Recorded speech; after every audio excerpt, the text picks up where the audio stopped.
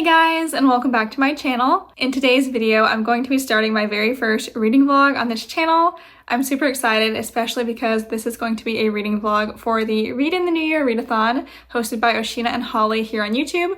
I will link their channels down below. Definitely go check them out. They have great content, and also you can find the announcement videos for this readathon in case you want all the details. But basically, it's a week-long readathon with 4 prompts to help you get some ideas for topics of books you might want to choose. You don't have to read 4 books in 1 week though. You can double up on prompts, which is what I chose to do. So I have 2 physical books that I want to get through this week and also 1 audiobook. I'm going to start by talking about Counted with the Stars by Connilynn Cosette. This cover is so pretty. And this book fulfills the prompt for travel, where you're supposed to read a book that's set outside your own country. This book is set in Egypt, and it's actually biblical fiction. So it's about this girl named Kaya who is sold into slavery in Egypt, and then when the plagues come, she decides to flee Egypt with the Hebrews.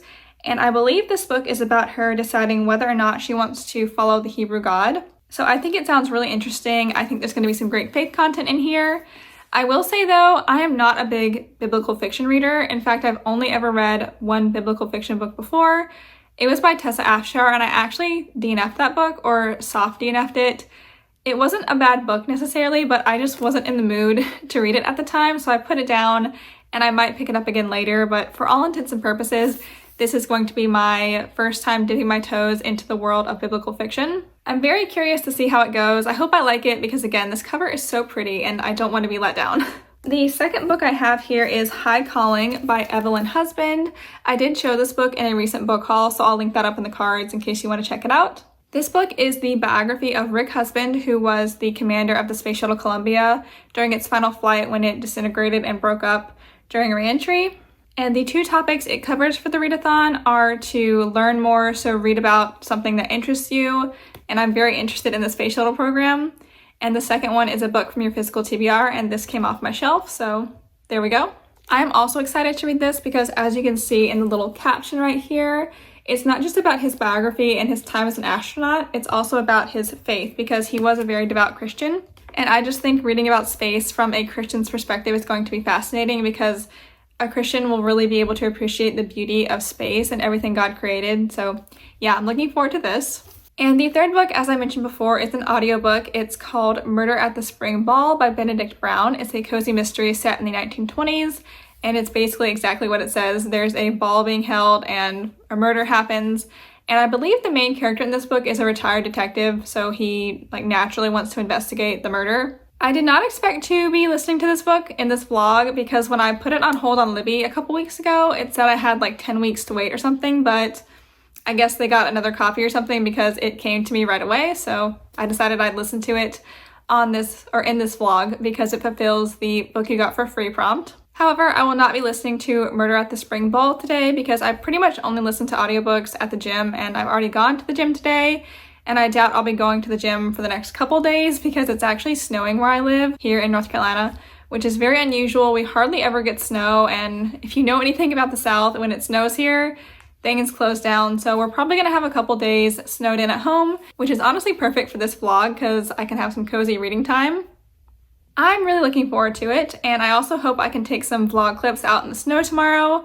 Stacy from Wandering with Stacy, she just did a couple of snowy videos on her channel, and those really inspired me to do some more vlogging on this channel. So I'm hoping to put in a lot of daily life clips into this reading vlog. I really like daily life clips in reading vlogs that I watch from other people, so I hope y'all will like that as well. But for right now, I don't even think I said, but it's actually really late in the day. It's getting to be evening time right now, and I've already had dinner and everything, so I think I'm gonna go run myself a bath, and then while I'm in the bathtub, I'm going to start reading Counted with the Stars. And I might update y'all after my bath, or I might not. It depends on how tired I am and everything.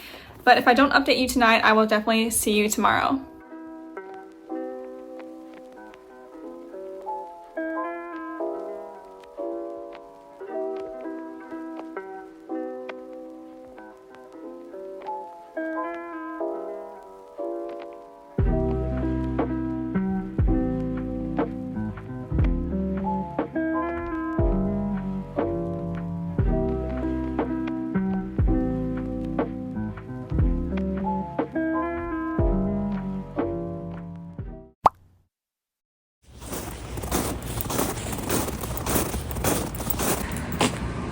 neighbor's made a snowman.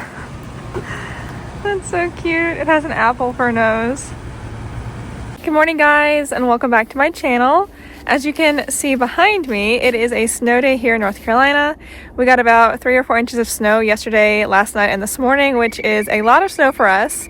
I know for a lot of people it's hardly any, but we haven't had this much snow in probably 5 or 6 years. So I'm very happy about it. I'm out here on a walk with my sister. We're actually on a trail. I don't think you can tell, but there is usually a trail here. It's just covered up right now. And I'll take you with us and show you some beautiful snowy sights.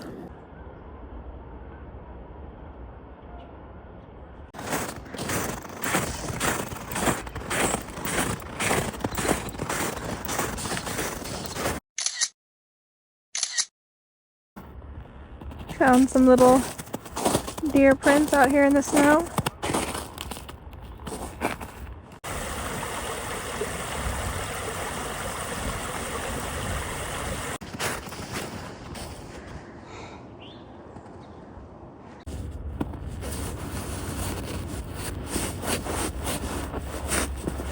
That's so much snow for us.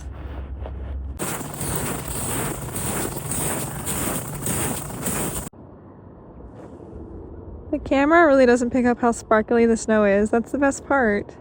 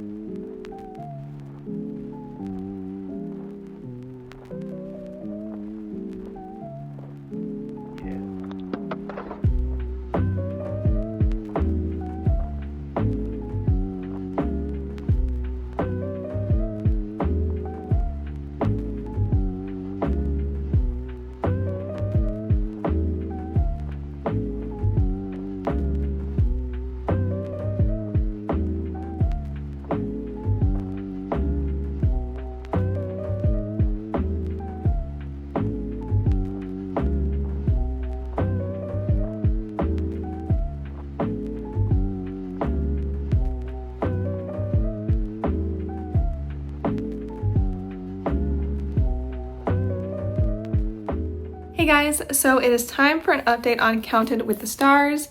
I've gotten a lot of reading done today and I'm on page 125, which is the start of chapter 14. I am loving this so far. It's really feeling like a 5-star read for me, which is so unusual because I pretty much never give out 5 stars. For a book to be 5 stars for me, it has to have a really big impact on me and I have to have the feeling that I'm going to reread it eventually. This is just so good and I cannot believe I've never read from this author before or heard anyone talk about this book. Let me give you a little rundown of the plot so far. So our main girl is Kaya. She's an Egyptian, and I guess this is supposed to be her on the front of the book. But basically, she has a very wealthy family. Her dad is a merchant, but in the first part of the book, you find out that his trade ships that he uses to transport goods here and there have actually all sank in a storm, so their family is basically bankrupt. And because of that, Kaya's dad has to sell off a bunch of stuff to pay their debts, but even then he doesn't have enough to cover the debts, so he ends up selling her into slavery to his best friend. So that's where the story really starts, is you find Kaya working in this man named Shefu's house. I'm not totally sure about the pronunciation of the names because they're all Egyptian names and I'm just doing my best here. But Kaya goes from being this really wealthy merchant's daughter to working as a slave in this house where she actually knows most of the people. So it's very humbling and embarrassing and awkward for her. And she obviously does not like it. But she eventually befriends this other girl who's a slave and her name is Shira.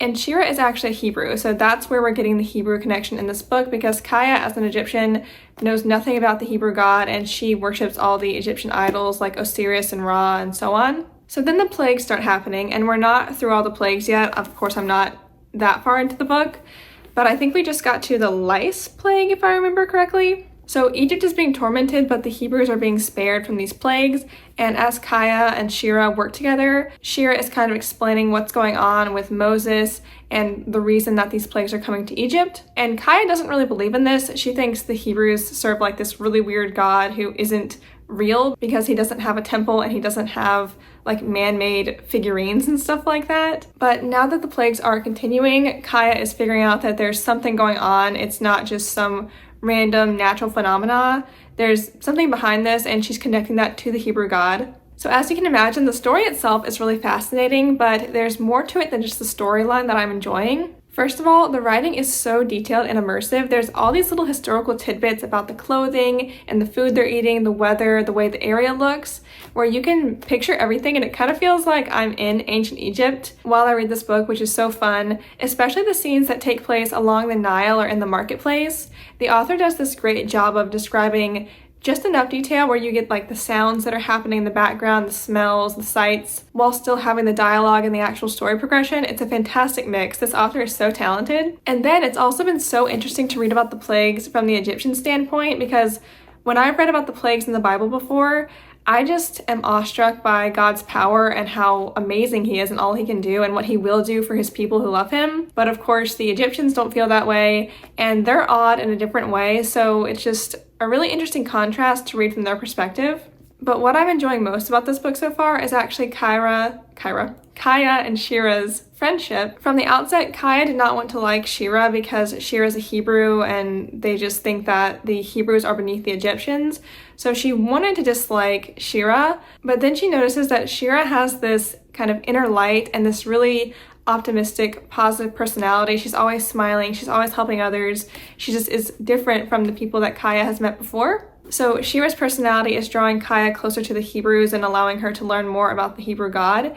And that really touched me because I was thinking how that's how Christians and everyone who serves the true God should be. They should have this inner light that shines so that people can see that light and it can glorify our Father who's in heaven, just like the Bible says. So reading about Shira has kind of convicted me in a way because I'm finding myself wondering, am I like that? Are people seeing that light in me and being drawn to that light so that God can receive glory as they come to know him? It's really touching me to read about this, and I just am so glad that the author put that in there because I was really wondering how she was going to take this girl who is an Egyptian and only serves false gods, has never even heard of the true God, and end up having her trust in the Hebrew God. She's doing it so well. It's just, this is such a good book, y'all. I really recommend it already.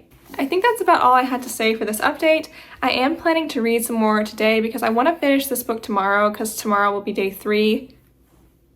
Day three, okay? I know how to count to 3, trust me. Tomorrow will be day 3 of the readathon, so about halfway, and I think that would be a good time to finish my first book and get started on the other 2. I'm not sure if I'll go to the gym tomorrow because it's still pretty snowy out there, and if it melts tonight, it's just gonna refreeze in the morning, so we might have a bit of a mess on our hands. But we'll see. Whatever happens, I will keep y'all updated.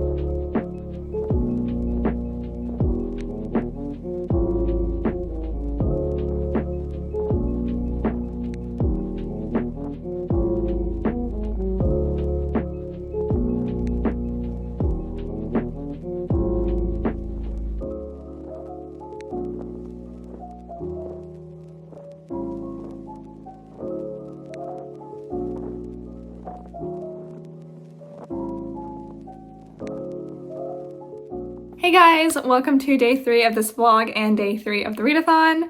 I haven't been up to too much today. It's actually a little bit before noon, so pretty early. Another snow day here in North Carolina. We aren't planning on going anywhere. It's still pretty icy out there, so we are relaxing at home. I made some bubble tea, as you saw in the last clip, and I didn't put any ice in it, so it's nice and warm. Also in the last clip, I finished Counted with the Stars, and I loved this book, y'all. I think I'm gonna give it like between 4.25 and 4.5 stars. There were a couple of things towards the middle and end of the book that made it not 5 stars for me, but I'll talk about that later. First, I want to talk about everything I liked. So in my opinion, this book is everything that biblical fiction should be. The story focuses on the characters for a large portion, but at the end, the main focus is on God, and that's what the Bible is about. I mean, obviously there's tons of people in the Bible and you learn their stories as well, but they're all being used to point you towards God and to show you God's love and mercy and etc., etc. And that's what biblical fiction should do. And now that I'm thinking about it, I think the reason I DNF'd that other biblical fiction book a few weeks ago was because the story was mostly about the characters and I was waiting for God to come up in the story and he just wasn't in there. So I was losing interest, and yeah, that's why I DNF'd that one. But this one did not have that problem. So as I mentioned in the previous clip, Kaya is an Egyptian at the start of this book. Well, she's Egyptian the whole time, but at the beginning she also worships the Egyptian gods as well. And slowly throughout her friendship with Shira, she begins learning about God, and then she begins having an actual interest in him, because at first she doesn't actually believe he's real, but then she has an interest in learning more about him, and she finally comes to believe he is real in this book. And it was just so beautiful to see her become a Christian and all the ways she was struggling through it, because I'm sure we've all felt that way before, where we want to grow closer to God, but there's like these obstacles and roadblocks, most of them caused by ourselves, that we have to get over. And in general, I thought Kaya was a great main character. She's far from perfect. She has a lot of issues and problems and just flaws, I guess you could say, that she has to not only own up to, but then work through as the story goes along. And that was really nice because it allows for great character development, and it also gave her a reason to be amazed that God was interested in her, because as she's going through her life and she's realizing everything she's done wrong, she's just amazed that any God would want her to serve him. So that was really beautiful as well, to see her finding her value in God's eyes. As you can see, I also have a bunch of little tabs in this book. I just started tabbing my books this year, and most of the tabs are quotes that I liked or really poignant moments from the story. At the end here though, I did tab a little paragraph about Kaya talking about how much she wants to learn about Yahweh and how she wants to know everything about him. And I kind of felt convicted by that, because seeing someone learn about God as an adult and be so thirsty for knowledge about him just made me realize how sometimes we can take what we know about him for granted, and we don't always strive to keep learning about him, even though he's always striving to get closer to us and to bring us closer to him. So yeah, that really convicted me, and I definitely am going to try to pray about that and work that into my Bible studies more. Okay, and now for the couple of things I didn't like. They're very small, they don't take away from the book at all as a whole, but they did keep it from being 5 stars for me personally. So the first thing was the romance. Yes, there is romance in this book. It starts about halfway through, and what's funny is that I really liked the couple. I really wanted them to be together, but it was sort of an enemies to lovers kind of romance, you know, that type of romance. And they also had like an instant attraction to one another, and those are like my 2 least favorite romance tropes. I just don't like it when people, their only interactions are arguing with each other, but they're also noticing how attractive the other is, and that's where the relationship starts. I'm not a fan of that. It didn't last forever in this book, and as the story continued, the couple did become like a normal couple, and I was really, really supportive of them. But I didn't like the way the relationship started. That's just me personally though. I know some people love the enemies to lovers route, so. Overall, the book was so good. I can't decide how I'm gonna rate it. I want to give it 4.5 stars because it was so good. It really blew me away. I thought it was gonna be good. It was just better than I expected. So I highly recommend this book, and I'm so glad I got to read it in a vlog for y'all. So that's about all I have to say about Counted with the Stars. I have my other book, High Calling, right here. I think I'm gonna start this tonight. And I still have not started my audiobook. I almost said ebook. Haven't started the audiobook. I'll start it tomorrow probably because I didn't go to the gym today, but I'm hoping to go to the gym tomorrow. I might film myself starting this later, but in case I don't, I will just say goodbye for now, and I'll see you in the next clip.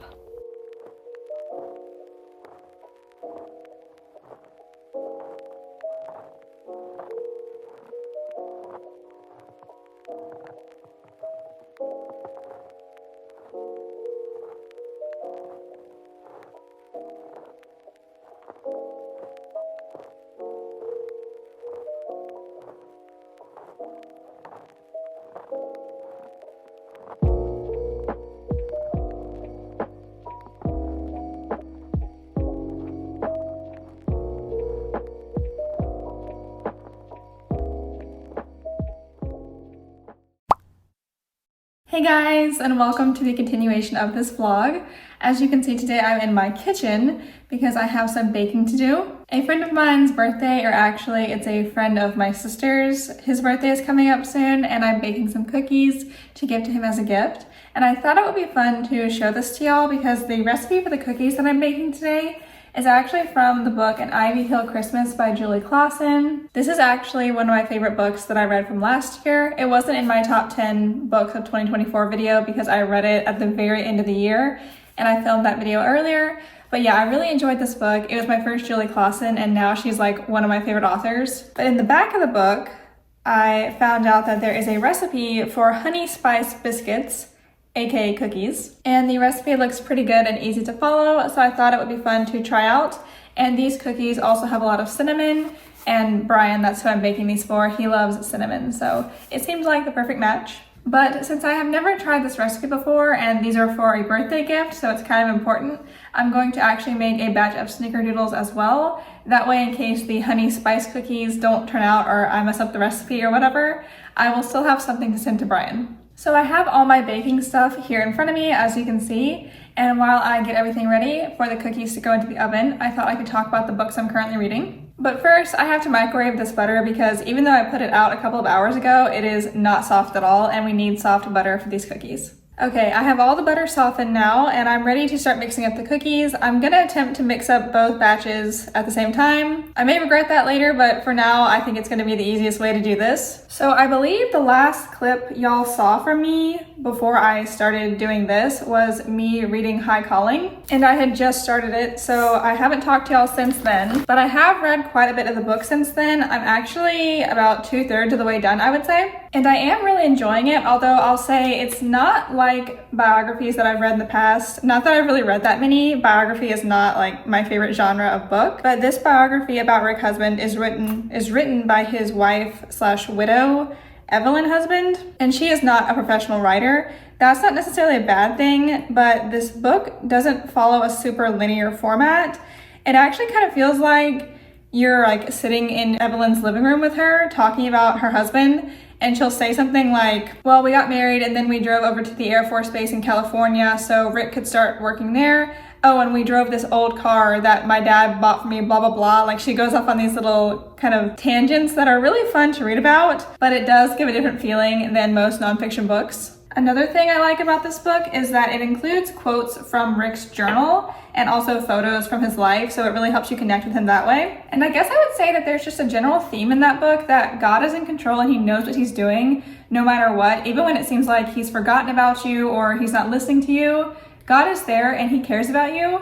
And I really like how not only did Evelyn choose quotes from Rick's journal that emphasize that, but she's also sharing that herself in her narration of the story. All right, so this is the wet ingredients for the honey spice biscuits, and now I'm gonna do the wet ingredients for the snickerdoodles. So at the beginning of this vlog, I mentioned that I wanted to read this book called Murder at the Spring Ball by Benedict Brown, and I finally started it. It's an audiobook, and I don't really listen to those unless I'm at the gym, and I was finally able to go back to the gym today, so I started it today, and I'm already over halfway through. I am loving this audiobook. So this is a cozy mystery set in 1920s England, and I don't really read cozies that aren't modern. I think this is my first non-modern cozy, but it is so fun. First of all, the narrator is great. I really like when narrators do different inflections and different voices for the characters. It kind of makes it feel like you're listening to a play, and I really enjoy that. It's also a very fast-paced audiobook. I mean, I'm just blowing through this thing. The plot is very typical of a cozy mystery. Basically, it's exactly what the title states.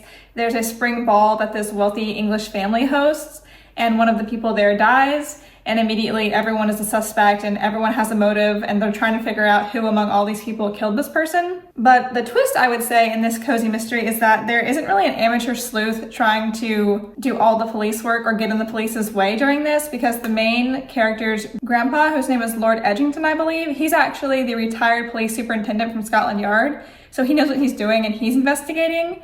And then our main character is 16-year-old Christopher. And he's a really fun main character. I don't think I've read a cozy before where the main character is a teenage boy. I don't normally read books where the main characters are teenage boys, but he's just really funny. He's definitely kind of, I guess, like more of a quiet kid. He likes to read, he likes to eat, he's kind of chubby, that kind of thing. But he's really enjoying helping his grandfather with this murder investigation. So it's just kind of cute to see their relationship as the book goes on. So that is a little reading update. I'm really glad that I've enjoyed all the books I've read during this readathon, because I don't normally have this good of luck with books, I will say. Especially last year, I felt like at least half the books I read last year were like 3-star reads. They were not stellar by any stretch of the imagination. But right now I'm getting all the spices into these honey spice biscuits. I really love when books include recipes. I think that is so fun. And I actually thought about doing a bookish baking series on this channel, but I don't know if y'all would be interested in that. I just think it would be fun to try out recipes from the books I read. You know, I just realized that, yeah, I forgot to turn the oven on. I got my trays ready, but no oven. Okay, I just put the flour into this honey spice cookies recipe, and I think that's the last thing I need to do before I roll them in cinnamon sugar. Okay, we have our dough right here, and it smells really good. It has a lot of cinnamon and cloves and ginger, so it kind of smells like Christmas. Now I'm gonna get a little bowl set up over here so I can scoop the cookies and put them in that cinnamon sugar mixture. The recipe did not specify what size cookies this makes or how many it makes, so I'm just gonna use my medium cookie scoop and see what happens.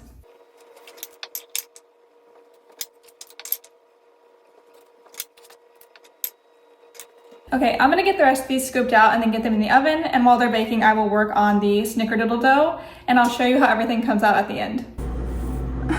Okay, I don't know about this angle because I cannot see the viewfinder right now, but the cookies said to bake for 10 to 11 minutes until they were cracking on the top.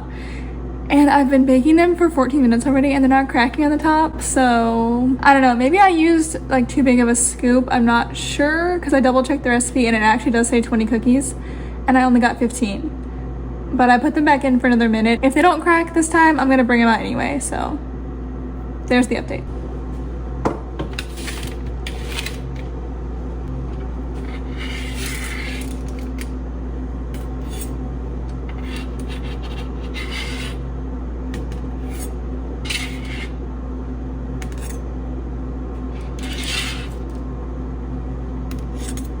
Alright y'all, so the honey spice cookies are done. As you can see, these 3 just came out, so they are still cooling. But I'm gonna try one of the ones that's already cool just to make sure they taste okay before I send them off to Brian. I think I'm gonna pick this one right here. It looks pretty good. The top did finally start to crack, as you can see, so let's give it a taste.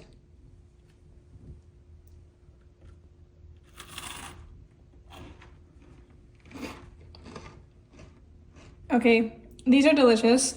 They taste basically like snickerdoodles with a little bit of the ginger flavor in there. Really nice, crispy on the bottom and the edges, but the inside is really nice and soft and chewy. And now I have to finish baking those snickerdoodles.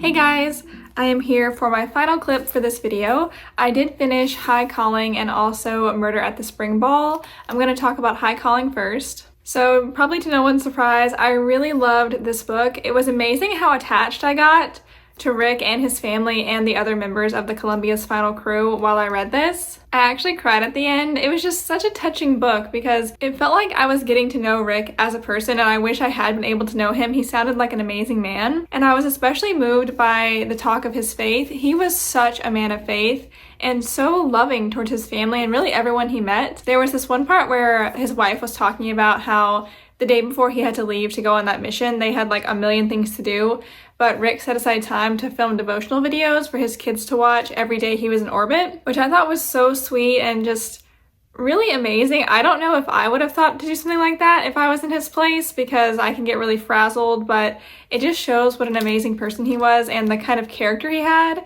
that even though he was busy and he had a to-do list a mile long, he was putting his kids, putting other people before himself. This book also served as a great reminder to run to God when you're grieving or experiencing loss or anything like that, because of course that's how the book ends. Unfortunately, Rick passes away and his wife and kids have to deal with that. But Evelyn, that's her name, I think I said that earlier, Evelyn did a great job of showing how instead of being angry at God and just basically yelling at him because she didn't understand why he did this, she went to him for comfort, which is what we should all do, so that's a really great reminder. Overall, I would really recommend this book, even if you don't care about NASA or the space shuttle program. It was really interesting, and it's not a super long book. It's a pretty quick read, so yeah, if you want a book that's got really good faith content and that will motivate and inspire you, I recommend this.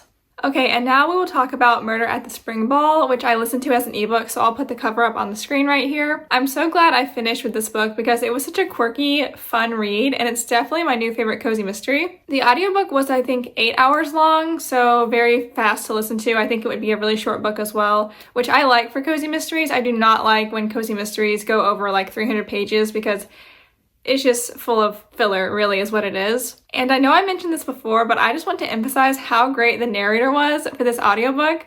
I love him, and he is so good at delivering dry humor. I was actually laughing out loud at some points while I was listening to this book, which never happens, so that was really impressive to me. I already mentioned our main character, Christopher, the 16-year-old boy that I really didn't expect to like or connect to, but I love him. He is such a funny character, and he's very almost self-depreciating in his humor, not in like a really bad way, but in a very humorous way. So I enjoyed that. And he also loves Charles Dickens, so there were a bunch of Charles Dickens Easter eggs in the story, and I'm a huge fan of Charles Dickens. I feel like I mentioned him in every video I post on this channel. But overall, I really recommend Murder at the Spring Ball. I'm really looking forward to continuing that series. Not sure how many books there are in that series, but hopefully a bunch. And I'm also going to try and find some more books from Benedict Brown, the author, because his writing style is really good. He's a great author. That was really all I had to say about the books I read this week, but before I end this vlog, I want to update my reading journal. So let's go over to my desk and do that. Alrighty y'all, here is my reading journal for this year. I do have a video on my channel where I set it up initially, so I'll link that up in the cards in case you want to check it out. But today we're going to be updating it, so let's jump right in. Okay, my January TBR, I do want to highlight a couple books because I did read them. I highlight anything that I read on here to know if I got to it or not. So I've got my stash of mild liner highlighters over here. So High Calling, I read that. And Beyond a Doubt, I did not read that in this vlog, but I did recently try to read it and DNF it, so I'm going to highlight that as well. And that takes care of the January TBR update. I still have a lot to get through before the end of the month, but hopefully I can manage it. Okay, and over here I printed out a graphic for the Read in the New Year Readathon and just put it in here. And I did make some little stickers to go in the Polaroid photos for each book. So for the travel prompt, book set in a foreign country, that was counted with the stars. So I'm going to put that right here. And then for Declutter and Learn More, both of those are High Calling.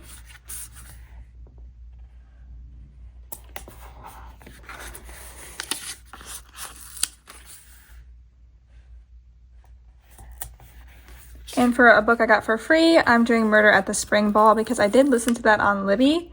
I could have used this one for travel as well, but I didn't want to, so.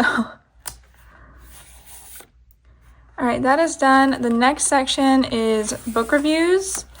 And I think I'm going to do a full page review for Counted with the Stars. I do have the book right here. As you can see, I've got a lot of tabs, a lot of quotes I want to remember, so I'm probably going to use the whole page so I can fit more in. And I make myself little stickers for all the books I read, along with little star stickers, so I'll be using those. I think I'm going to fast forward through this part of the video because it's going to take me a while to write all this down, but basically I'm going to put the sticker down and the little star rating sticker, pick a highlighter, and then write what I thought of the book and a couple quotes, and also when I started and finished it. And then after I do that, I will go to the back of the journal because I have some stuff I want to fill in there as well.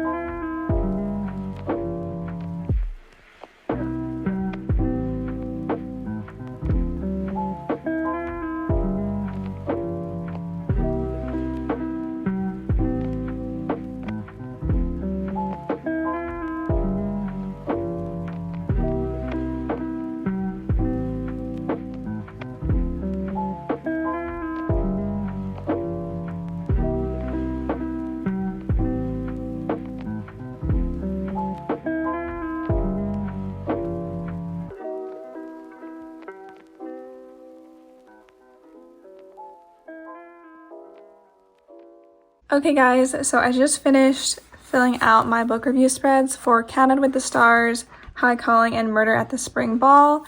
As you can kind of tell, I like to do different fonts or writing styles for the title of each book. I just think it helps differentiate since I do sometimes put 2 per page.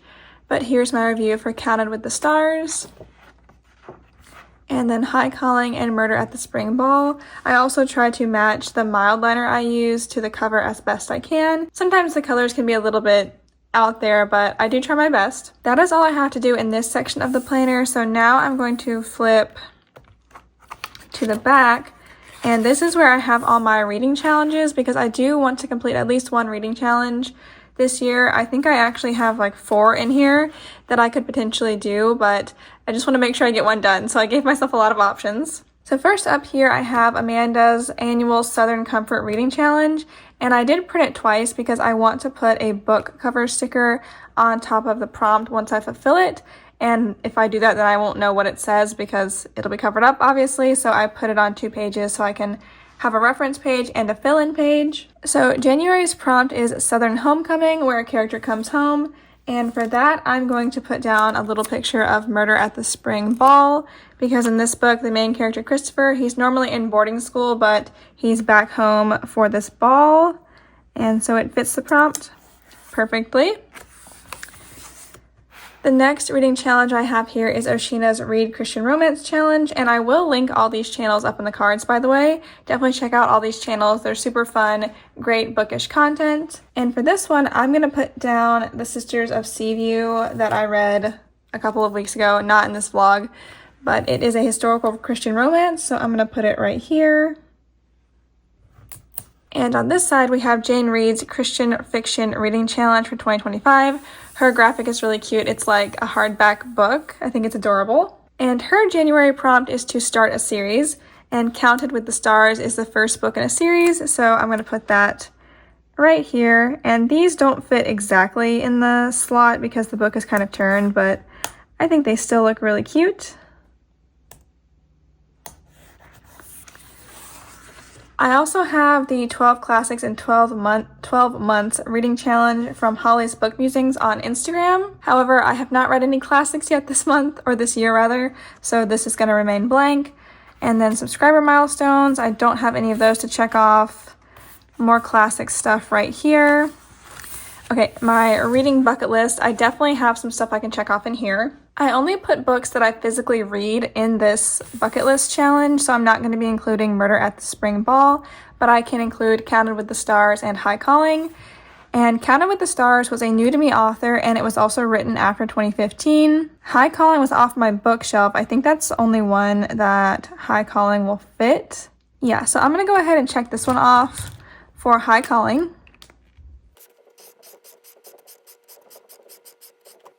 Okay, and then Counted with the Stars, I think I'm going to mark off written after 2015 for that because I plan to read several new to me authors later in the year, and that'll take care of that box. But I don't read a ton of newer fiction, so I might have trouble crossing this off later, and I want to avoid that if I can, so we'll take that one right now.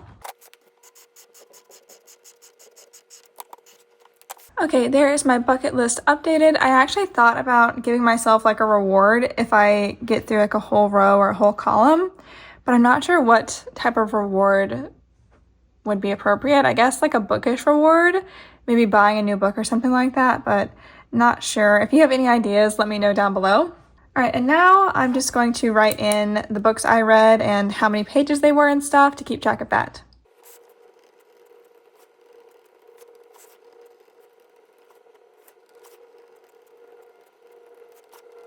Okay, and that's the last page in this journal, so that is my update for now. Alright, so that is going to be it for my Read in the New Year Readathon vlog. Thank you so much again to Oshina and Holly for hosting this, and thank you to everyone watching this video. I really appreciate it. This was my first reading vlog on this channel. I would like to do more in the future, so if you're interested in seeing those, please let me know down below or give the video a like, something like that. And I hope to have another video up for y'all soon. In fact, it might be a book haul, so stay tuned for that.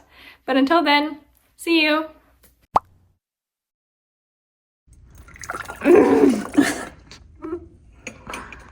Where are the boba pearls? But overall, I really recommend Murder at the Spring.